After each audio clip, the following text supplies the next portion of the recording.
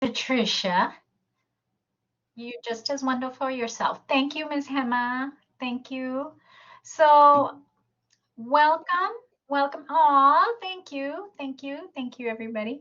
Thank you for joining the workshop. I know it's late in the, well, early in the afternoon, but if you take your classes in the morning, I know this is probably after all your classes.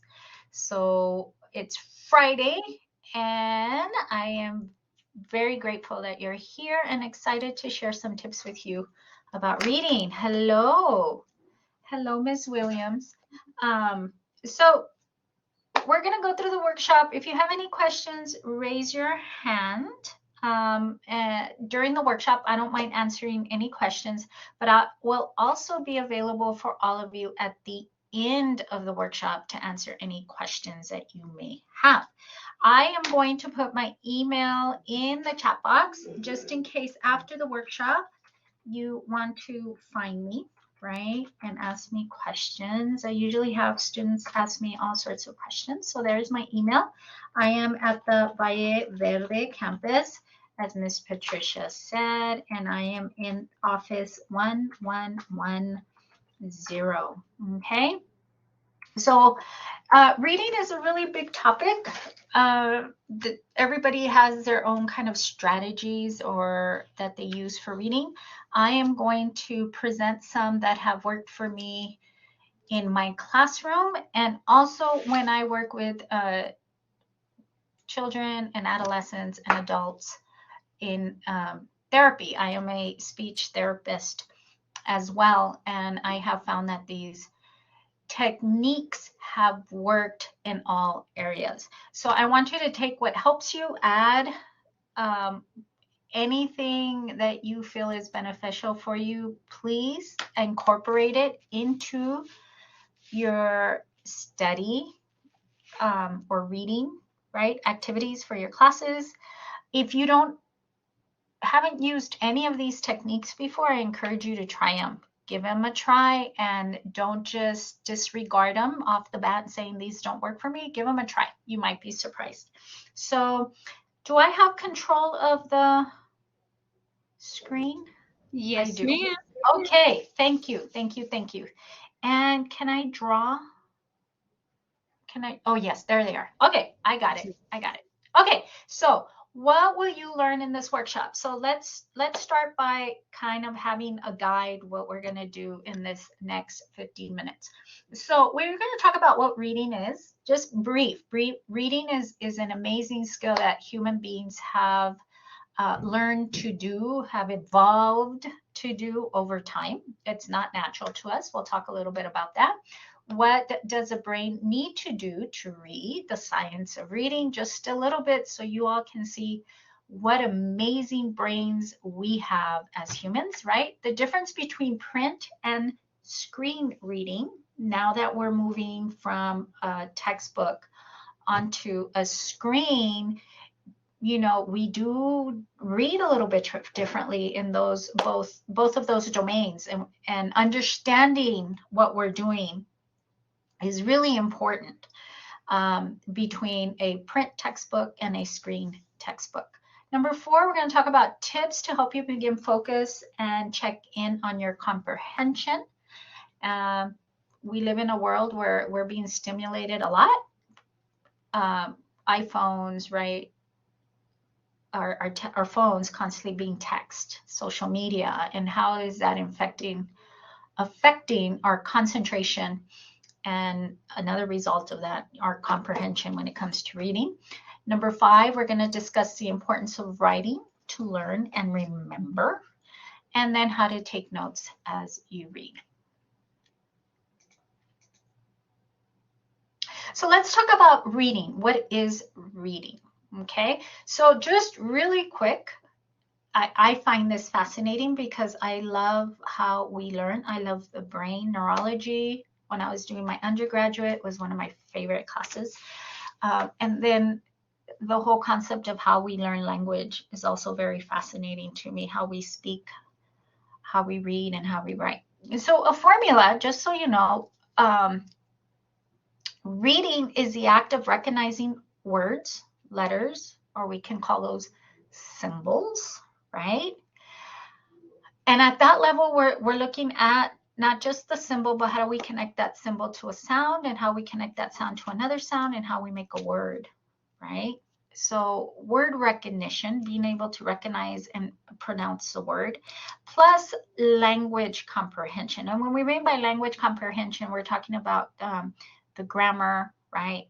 The meaning of those words, the meaning of those words within the sentence when it changes. And then putting all that together. And then when we're talking about language, we're talking about focus and all these other skills that the brain has had to learn to do to be able to read, and not just read, but comprehend what we read.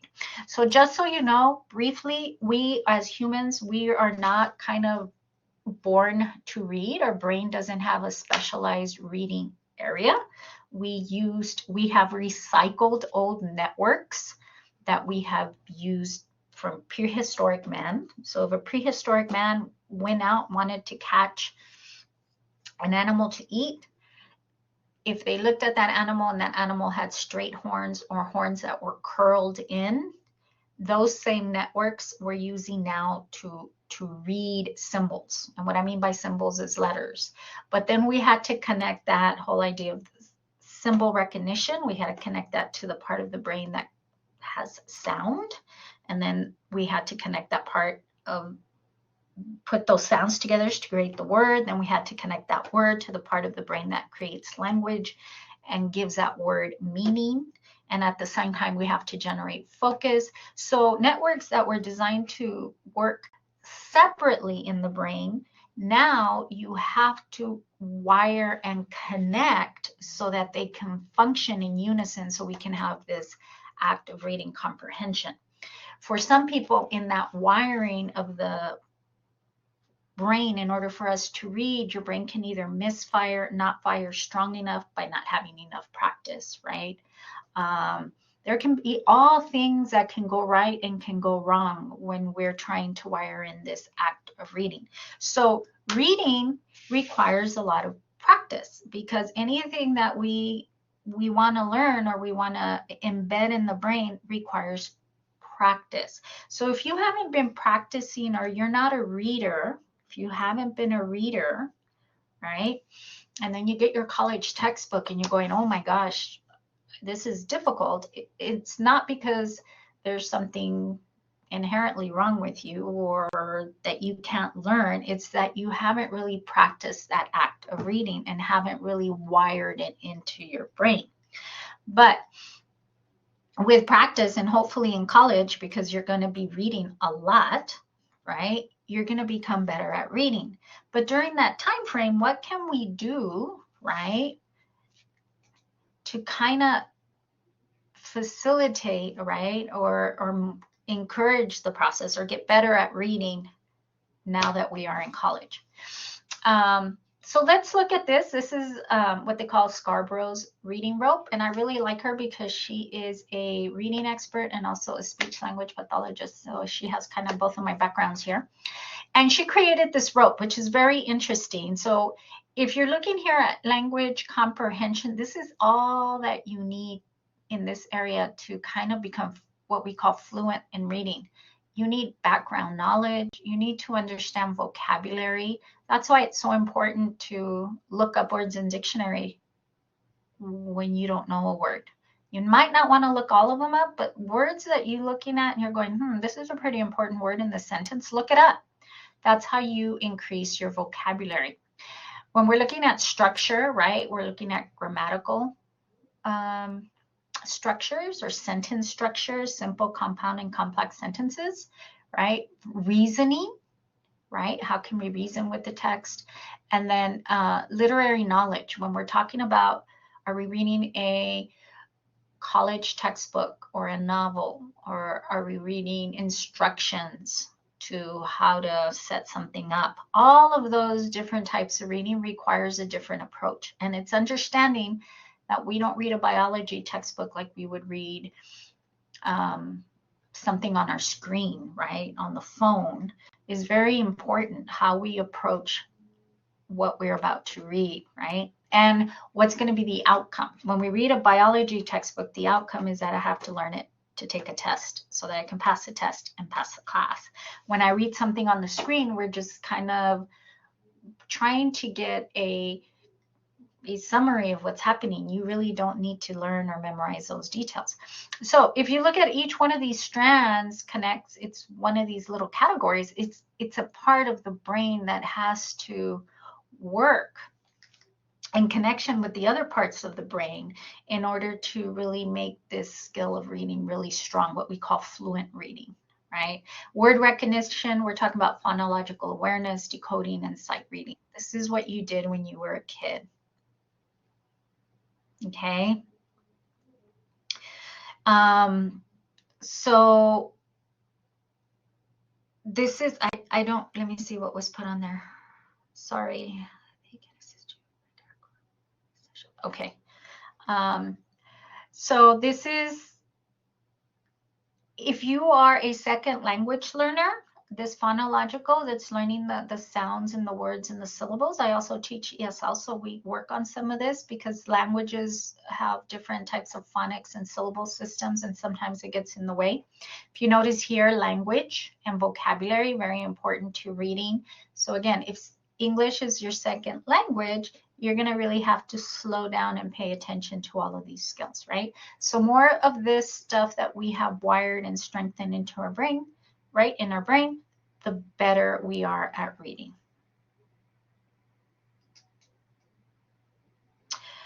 Okay, so let's talk about the difference between print and screen reading. So we are learning about this. So there's lots of information that's now coming out in the research. I can't keep up with it, but we're like in a transition time, right? When we read print, we tend to pay. So this is what we know of now, right? Because we're in this transition state. It might change in the future as we are putting up more and more textbooks, especially online. We pay more attention to detail when it's in the print book, right? Print books are easier to navigate when they're longer text. They're easier to navigate when it's a print book, right? So for me, you know, I have a history text. It's easier for me just to, you know, you easily go from page 5 to page 20, right? I just grab the pages. Where when you're on a screen, you're kind of clicking or the pages, right? So they can move on the screen. What we know is that it's more conducive to learning because when we look at print, our eyes aren't as stressed, right, as when we look on a screen. All right. When we look on a screen, I want you to think of what happens when you're reading something on your cell phone. Let's say you're going to read an article. What we tend to do, or what research is telling us, is that people look from the top of the screen and then they scan down the left and then they go to the bottom of that article and then they go back and they kind of look for the information they need to understand, but they're not really reading every word maybe, or you don't pay as much attention as you would on the print screen. So this is something you need to pay attention to if you're buying your books online, if you're getting those textbooks online. What we see is that individuals, in this case you students or myself, right, that I like to read, I cannot read a textbook that is online the same way that I would read an article online, meaning from the top, right? I read the top, I go down the left, and I go to the bottom. I can't do that when I'm trying to read a textbook to learn. So let's say a biology textbook to learn, because our goal is different for each of those information. But what we're seeing is that because it's a screen, individuals tend to have the same behavior with everything that's on the screen, whether it's a biology text or whether it's just an article or whether it's, I don't know, something else that you would read online, right? Some social media post. That we're not reading everything. We're just kind of getting a general sense of what's there. And that is a transition that you have to do as a student. If I'm reading, I know government has everything online right now, their textbook. If you're reading your government textbook online, be very aware that you're going to have to shift your behavior when it comes to screen reading. You cannot read that government textbook like you're reading everything else online. So it's something that you consciously have to be very aware of, because if not, you're just going to read that textbook like you're reading everything else. It's more difficult to navigate longer text on the screen, right? People's state of mind is less conducive to learning when you're on the screen. So when you're on the screen, remember, what do we use our cell phones for? Social media, mostly for entertainment. And then when we're on the phone also, or when we're on a screen, we tend to be distracted by other things, right? We tend to put YouTube videos on. If you're on your phone, you get text messages coming in or some post on some social media. So then you're quickly distracted and can go somewhere to another page or somewhere else. The blue light, we know that it tends to keep us up. It tells the brain to stay awake. So it kind of starts disrupting your sleep. We need sleep to wire in information. That's how we learn. That's when the brain wires in everything you learn throughout the day. So sleep is a very important part of, believe it or not, your learning process. So that blue light really can affect you, right? If you're on that screen late at night. Any questions so far? No? Okay. So let's look at some general tips when we're reading to learn, all right? Especially if you're not a reader, right? Or you don't have this practice of reading all the time. You're really gonna have to sit down and teach your brain how to focus on what you're trying to read. So when you're reading, right, don't try to read the whole chapter at once. Read sections of a chapter at one time. So your chapters are divided into sections. So think of an outline. You have your major sections and your subsections. Try to section out those chapters. So this is where time management really is important, right? I'm going to read the first section of chapter 2 in the morning, the second section in the evening. So you're not sitting there and trying to do everything at once. You're trying to read sections at a time and then learn from those sections. And I'll show you in a little bit. Read with time limits, right? Take breaks. Allow yourself mental breaks. So for those of you not readers, maybe half an hour, take a break, right? For some of you that have a little more focus, an hour, take a break. Sometimes it depends on the interest of what you're reading. You might be interested, like I was very interested in neurology when I took the neurology class. I could sit there for hours and read this stuff. I just loved it. Not so much for history, right? So read with time limits, take breaks, take notes. We know that writing with a pen, right, and paper, and taking notes about what you're reading really allows for that information to start being embedded in the brain more than actually typing. Okay, we know that from research. Okay, review and recall information frequently. So it's not just repeating information. I see students do this a lot where they just repeat the information over and over and over to themselves in hopes of learning or memorizing the information they need for a test or a quiz. But that's not what your brain needs to do to actually learn the information. Maybe it helps to memorize it, but to learn it, what we know is that you need to recall the information. Okay, so give yourself quizzes. Use the questions in the book to help you remember. And when you're struggling, when you're going like, I don't remember, that's the process the brain is using to learn.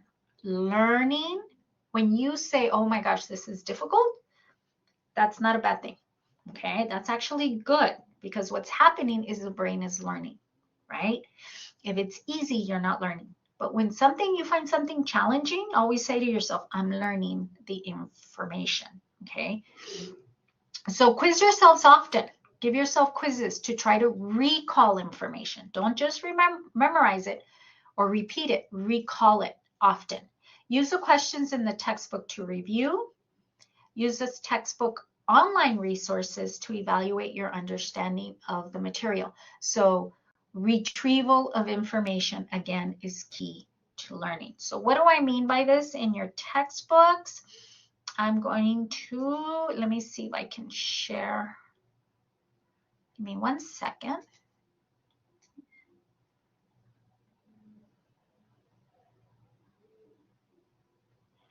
Okay. Give me one. Okay. Let me see if it, do I need to stop sharing to share?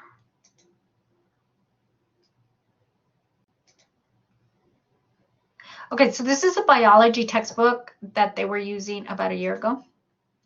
I was doing an INRW class paired with biology, but your freshman and sophomore level textbooks, students, are designed to help you learn the information. The publishers know these are students who may be seeing the information for the first time. So they provide you with lots of text support. Use the text support to your advantage. So if you look here, the chapter's actually mapped out for you, right? It's broken down into sections. So it's telling you section 8.1, 8.2, 8.3, 8.4, and 8.5, right? So this is how this chapter is broken down. So you can actually read the chapter and then read the section, right? And then use this question as a guide to see if you understand it. If you can answer the question, then you're understanding the information, right? To help you kind of gauge how well you're learning the material. If you notice 8.1, they use the larger font to signal major sections, and then subsections are in smaller fonts, right? So this is like an outline, right? Roman numeral 1, letter A, and then all the information. All this in bold is information or jargon. Ooh, I don't know if I can, right? If we look here, this is all the vocabulary you're going to need to understand biology. So it's the technical jargon for biology. These questions here, let me see if I can make it bigger. There it is. See these questions? Use these to help you understand what you're reading. So read, take notes, and then see if you can answer these questions, right? Go to tutors to see if they can help you answer these questions. Try to have symbol systems as you read that identify certain parts of the text. So you can put, like I would put DEF and underline kinetic and then underline the definition. EX for examples. Explanations, I can put lines and stars and, you know, happy faces, sad faces if I don't understand something. So have a symbol system, and then you can use that symbol system and export the information that you find important to you to notes. And we'll talk a little bit about how to take notes later. But as you're reading, read with a pen or pencil. If you don't like to mark up your books, use Post-it notes. But these other books, you pay for them, write in them, because writing really helps anchor that information or begin to anchor that information in the brain. All right. So if you notice here, reactions, pay attention to these figures that they put in there. They pick these carefully because this is supposed to help you understand what you're reading. Don't ignore them. Read the text and then pay attention, right? Pay attention here to the graphs, to the visual information that they're using to help you understand what you're about to read. So if we look at this next one, see over here, here's another figure that's helping you understand what is being taught to you in the text. These pictures are picked very carefully by publishers. They're not random. Okay, they're in color, so they cost more money, and it's going to make the cost of the textbook more expensive. So they really do take their time to think about what they're going to put in those texts. Okay, so again, see right here, check your understanding in blue, right? Use these to your advantage. So I'm going to get back to the PowerPoint.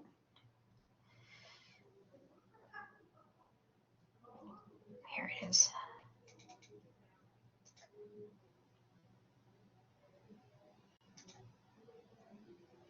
Alrighty. So that's where we were. Okay, so use everything to your advantage. So one of the things I teach my students to help them start focusing in an area that they really are not paying attention to a lot of the time is pronouns and punctuations. So I've noticed that because of their lack of paying attention to pronouns and punctuation, they really lose track of what they're reading or lose track of the information. So I'm going to teach you this strategy, right? Because it's an easy strategy that you can just implement right after this workshop when you're going to read one of your college textbooks or anything, actually. All right, so the first one is we're going to pay attention to punctuation, okay? And when I mean by punctuation, I mean punctuation within a sentence. What's happening in the sentence? We're going to pay attention to what's happening in those sentences. So we're going to pay attention to commas, colons, semicolons, dashes, parentheses, and brackets. And what are we going to do when you come up to one of these punctuation marks as you're reading? What I want you to do is stop. That is going to be your sign to check in to see if you're understanding. So we want, or I want you to stop reading kind of like zombies, right? Sometimes we read like zombies. In other words, we're just looking at the words, but we're really not understanding the message that's being sent by that writer. So your professor tells you read chapter 5, and when they mean read and understand, not just kind of look at the words, right? You kind of just scan, look at words, finish chapter 5, you close your book and you say, I'm done. If I ask you what it was about, if you can't tell me what it was about, you have not read, okay? You just looked at words. So you want to set yourself up. You want some sort of process that forces you to check in on your understanding. So one of these can be paying attention to punctuation. So every time you see comma, colon, semicolon, dashes, parentheses, or brackets, what you're going to do is you're going to stop and you're going to think, am I understanding what I'm reading? And then you probably want to summarize a little bit of it in your mind. I am reading about, energy, kinetic and potential energy. Kinetic energy is this, potential energy is that. If you say, no, I don't know what I'm reading, then at that point you want to go back and reread and capture the information you need up to the point of that punctuation. So you're using these as a way to just monitor your focus and your comprehension of the material.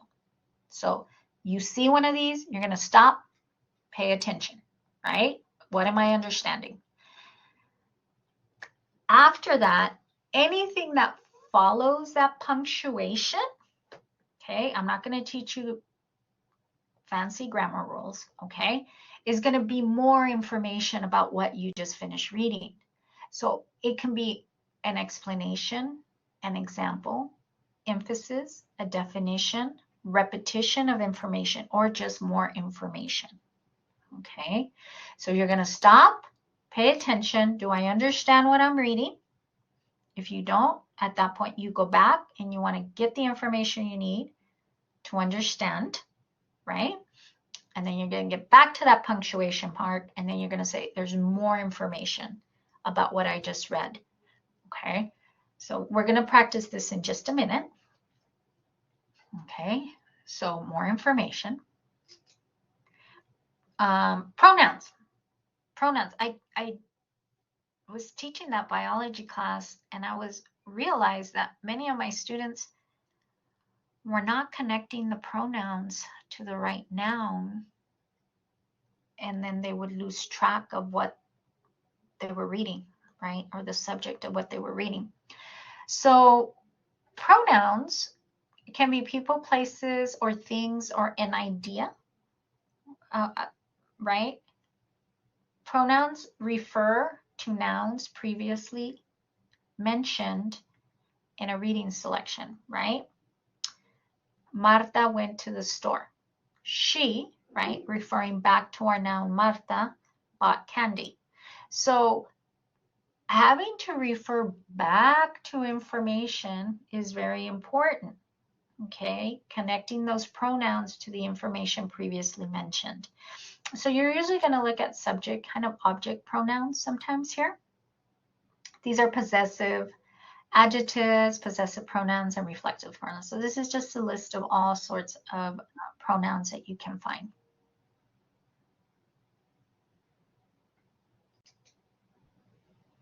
Okay, so let's practice. Okay, federal government. This is from the federal government textbook. Okay, I think this is from the previous textbook. So if you look here, it says, let me see if I can get a marker here. I'm going to try. Well, it says the delegates to the Philadelphia Constitutional Convention ignored the instructions of the Congress. Here we go. Here's your comma. Okay, so we're going to stop. Am I understanding? Who am I talking about? The delegates to the Philadelphia Constitutional Convention. Okay. Decided to ignore the instructions. And then it says, choosing instead to write an entirely new constitution. So what did we just read about? Ignored the instructions of Congress, comma, more information. What's that more information? To choose instead to write a new constitution. So you're getting more information. They ignored it, but now they're giving you what they did instead. Okay. Prominent delegates, and if you notice, parentheses, you're getting more information about the prominent delegates, right? Who are these prominent delegates? George Washington, Benjamin Franklin, and James Madison were determined from the outset to create a strong central government. All right, so prominent delegates, who were they? George Washington, Benjamin Franklin, James Madison. Who are the prominent delegates? The delegates to the Philadelphia Convention. So you can keep going back and finding that information. They, so here's your pronoun, they had come to understand. So who's they? James Madison, Benjamin Franklin, George Washington, right? Who are they? The prominent delegates, the delegates to the Philadelphia Constitutional Convention. So you have to, right, be connecting. Okay, they had come to understand the foolishness of the idea that small government is always the best form of government. The lesson of the Articles of Confederation was that government must have the power necessary to carry out its, right, responsibilities. So it's here, meaning government. So very important to pay attention, right? Punctuation Everything that's inside these parentheses is more information about prominent delegates. Here we have the comma, more information about the instructions of government, right? So paying attention, stop, am I understanding? And then continue with that more information. So here is biology text. So that we just saw. It says here, when biologists consider the amount of energy in chemical reactions that is available to do work, comma, more information, they, who's they? Biologist, right? Evaluate two types of energy. So if you notice here, see if I can get this. There you go. Semicolon, right? What did we just read about? They evaluate two types of energy. So now you're going to get more information about two types of energy, right? Kinetic, here's one, and potential. See, more information, more specific information there. Kinetic energy is, here's your definition. So here I would put DEF if it was me, right? I was taking notes.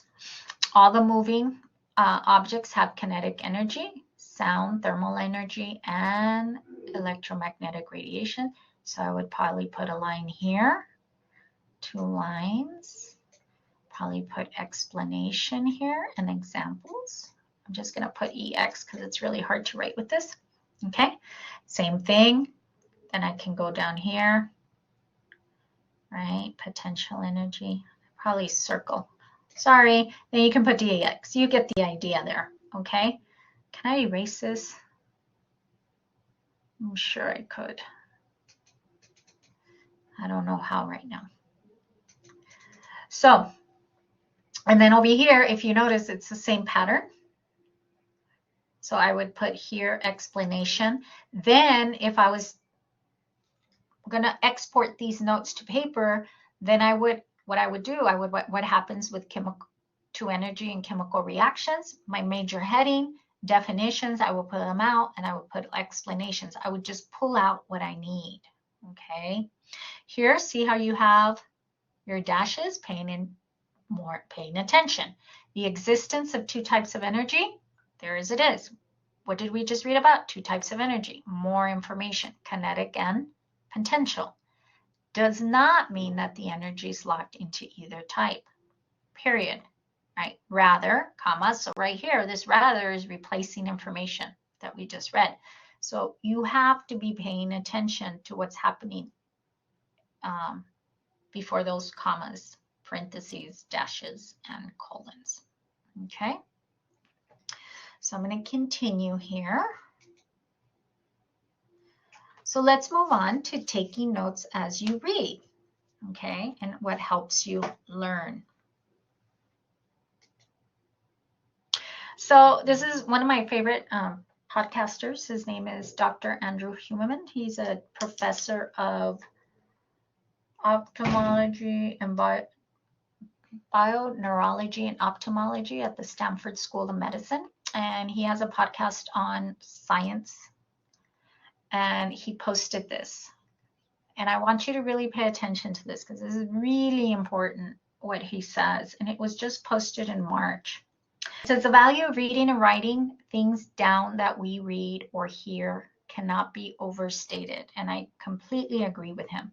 2 expert guests who specialize in speech and memory on the Huberman Lab podcast explain that when we read text or listen to something and then write key aspect takeaways down by hand. So see right here, it's emphasizing using colons there, not typing. It engages our motor control centers in ways that deeply embed the information to our memory. Okay, by hand, not typing. He's emphasizing this. He put dashes. He could have put commas. Dashes are like a much stronger punctuation mark. Like a comma would be like a whisper. A dash is like, hey, you, pay attention. taking notes, however cursory, right? However simple, however you're not paying much attention, turns out to be the best way to remember and implement information later. Okay. So I encourage you to listen to him, the 2 podcasts on language. They're actually fascinating. So when we're looking at taking notes, if we look at these 2, right, which one looks more friendly to you? This, where if this was writing, if you look, just by looking at this side on the left, the right. Thank you, Anae. Yeah, the one on the right. Our brain likes this. It's much more organized, right? And it forces you just to give bullet points, right? Over here, it seems like you're writing sentences. And we don't want that when we're studying our notes. We don't need an essay, right? We need just kind of quick points that we jot down to learn. So I know the Cornell note-taking method gets pushed on you a lot, but it really does help you kind of just put the information you need and not have to write everything out. We don't want to do that. We want to just have key points, as Dr. Huberman would say. Okay, so now pay attention to this. Look at the difference. Same information. I just typed this out. But if you notice, which one would be more friendly, right? Look here. See, this one takes pictures. This student drew pictures, used color, right? It's easy to find. Here you have to like go through all the information, right? So when you're exporting your notes from your book, if you can actually have something like this, I'm not advocating, some of you guys might use mind maps, right? But where you're just major idea or general idea and then the specifics on this side, right? And then you can easily study from this, right? You can cover this up, you can cover this side up with another piece of paper and then study, right? How much do I remember? How much do I remember? What's the definition of a cell? How does it work? Replication. So here you go. This is much more friendly to study and it's much more attractive to your brain, right? This seems much more cumbersome, right? That you're just, and here you're just going to read over and over and over again and try to memorize something, and you're probably not going to be as successful. Okay, this is the notes, right? A little closer up here. All right.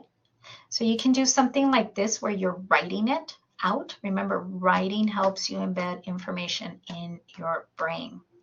My recommendation for reading and taking notes from your textbooks is that you read the chapter before you go and listen to that lecture on that chapter, because we like the information to be told to us in different ways, right? When we learn also. So if you read the chapter before and take notes, something like this, I would recommend you leave spaces. And then when you go into the class, you get these notes. And as you're listening to the teacher, now you're not writing everything down because you already have most of the information because you read the book before you went to class, or the chapter before you went to class. And anything that's additional, that's the information now that you're writing into your notes. You're not just sitting there and trying to write everything the teacher said. Now you're focusing on learning the material that your professor is telling you, okay? And not just focusing on trying to capture all that information in your notes, okay? So you can do something like this. I really like this technique that the student used. You can also type them. I think writing them kind of helps more, but if you like typing, I do have some examples of students who typed.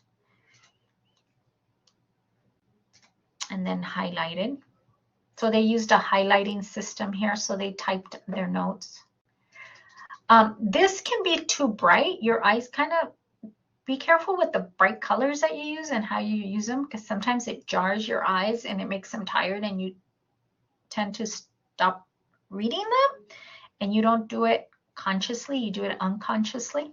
Okay, so be careful. So this is student who typed things out and then highlighted them. It is a bit strong, Patricia. It is. And it's hard on the eyes. It really is. Let me see if I have another one. Was it that one?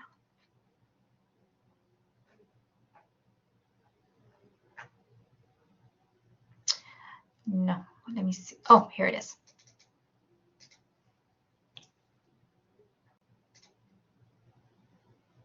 So there's this one, the student, this is what she chose. Again, if you notice from all of them, the one that was written out was probably more conducive to learning, because this was just typed, and now you're reading all this text. You're reading and you're not really reading to learn. You're just kind of reading the material over and over again. So my recommendation is the one that you're writing into it, and you can draw pictures.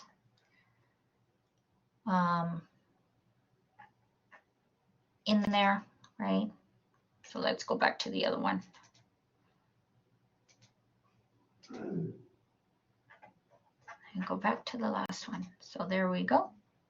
And there it is. So if you notice, this one seems, she's not writing everything out in paragraph format. She's just writing what she needs. We don't worry about grammar here. We don't worry about sentence structure. We just worry about putting the information we need to learn. So I am finished. Do you all have any questions for me? God, I keep getting this thing.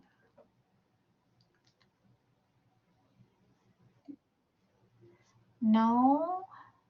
Okay, did you all find it helpful?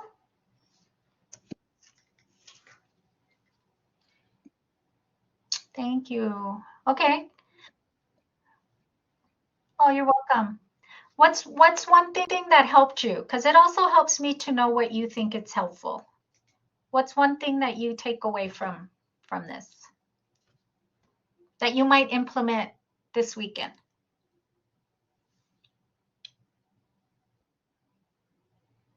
Taking pause when reading. Ah, that's so important, Carla. It really is.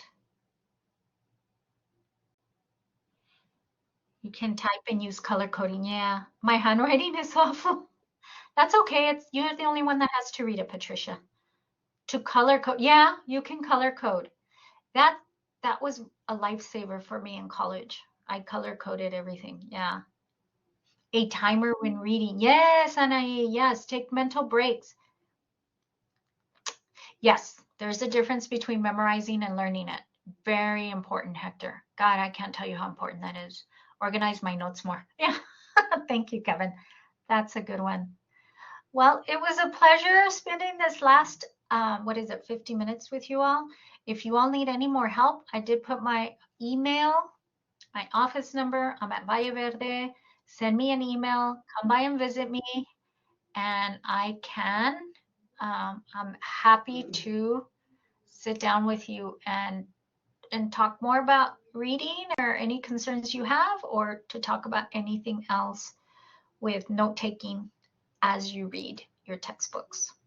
You all have a beautiful weekend. Stay safe and good luck with your academic studies. Thank you, Ms. Galindo. You're welcome. So if we have no more questions, I think we're going to end the session here. I'd like to thank everybody for coming. Thank you, Ms. Galindo, for that. All that information was very helpful. I hope the students paid attention and take notes. I hope you guys wrote down all these notes. Thank you, Ms. And thank Carla. you for the students for coming. I really appreciate it. And I'd like to invite you to next week's Student Success TVE. We'll be discussing the EPCC handbook, so that'll be interesting. There's a lot of important information in there. And we also have our Happy Math Hour next week as well. And they'll be going over logs and graphing. Wonderful. All right.